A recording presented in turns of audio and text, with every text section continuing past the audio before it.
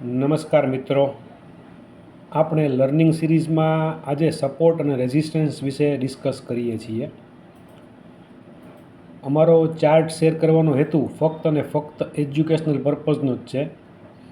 તો આજે આપણે જોશું નિફ્ટી 15 મિનિટના ચાર્ટમાં સપોર્ટ રેઝિસ્ટન્સ કઈ રીતે કામ કરે છે. આ ઉપરાંત કોટક બેંકનો વીકલી ચાર્ટ અને એશિયન પેઇન્ટનો વીકલી ચાર્ટ જોઈશું, જેમાં કોટક બેંકમાં વીકલી ચાર્ટમાં કઈ રીતે સપોર્ટ વર્ક કરે છે અને એશિયન પેઇન્ટમાં રેઝિસ્ટન્સ કઈ રીતે ફેસ કરે છે વીકલી ચાર્ટમાં એ જોશું. તો આ સૌપ્રથમ નિફ્ટીનો 15 મિનિટનો ચાર્ટ છે. આમાં આપણે જોઈએ તો આ પાસ્ટ ડેટા થોડો છે, 24 જાન્યુઆરી 2024 આસપાસનો. ત્યારે નિફ્ટી આ પેરેલલ રેન્જ ગણી શકાય, અપ ટ્રેન્ડ પેરેલલ રેન્જ. એમાં નીચે સપોર્ટ લે છે, ઉપર રેઝિસ્ટન્સ ફેસ કરે છે, વળી નીચે આવે છે, વળી ઉપર રેઝિસ્ટન્સ ફેસ કરે છે, વળી સપોર્ટ લીધો, અહીંયા રેઝિસ્ટન્સ ફેસ કર્યું. આ પેટર્નથી નિફ્ટીમાં સપોર્ટ રેઝિસ્ટન્સ કામ કરે અને અપ ટ્રેન્ડ ચેનલમાં આગળ વધી રહી છે. આ નિફ્ટીનો 15 મિનિટનો ચાર્ટ હતો. આ જ રીતે આપણે જોવા જઈએ બજાજ ફાઇનાન્સનો વીકલી ચાર્ટ. આ છે બજાજ ફાઇનાન્સનો વીકલી ચાર્ટ, કોટક બેંક. આ કોટક બેંકનો વીકલી ચાર્ટ છે. અહીં પણ આપણે જોઈ શકીએ છીએ અંદાજે 2020 નવેમ્બર 2020થી સ્ટાર્ટ થયું છે, અત્યારે 2024નો માર્ચ મહિનો ચાલી રહ્યો છે.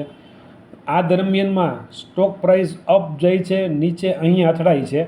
આ ઝોન છે નીચે 1635થી લઈને 1670 સુધીનો. વીકલી ટાઈમ ફ્રેમમાં કોટક બેંક 1635થી 1670ના સપોર્ટ ઝોનમાં અથડાયા રાખે છે. ઉપર જાય છે, નીચે વળી પાછું અહીંયા આવે છે. આ રીતે ટ્રેડ કરી રહ્યું છે. મીન્સ કે આ બહુ જ મેજર સપોર્ટ છે.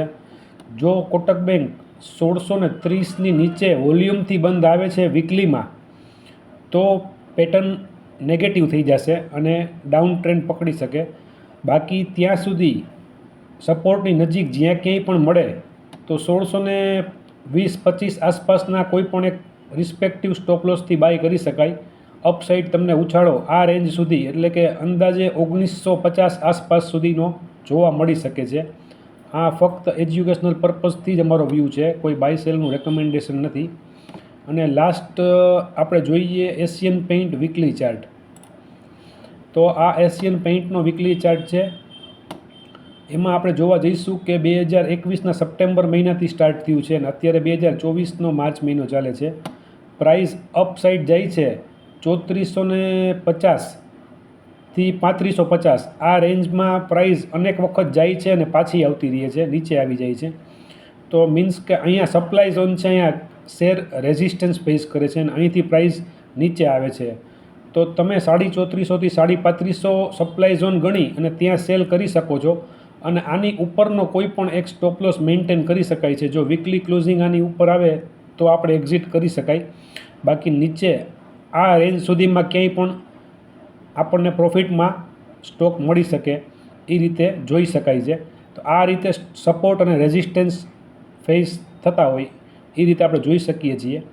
તો આ વિડીયો તમે કેવો લાગ્યો એ ખાસ જણાવશો અને અમારા બુલ આઈના દરેક વિડીયોને લાઇક, શેર અને સબસ્ક્રાઈબ ખાસ કરો. Thank you.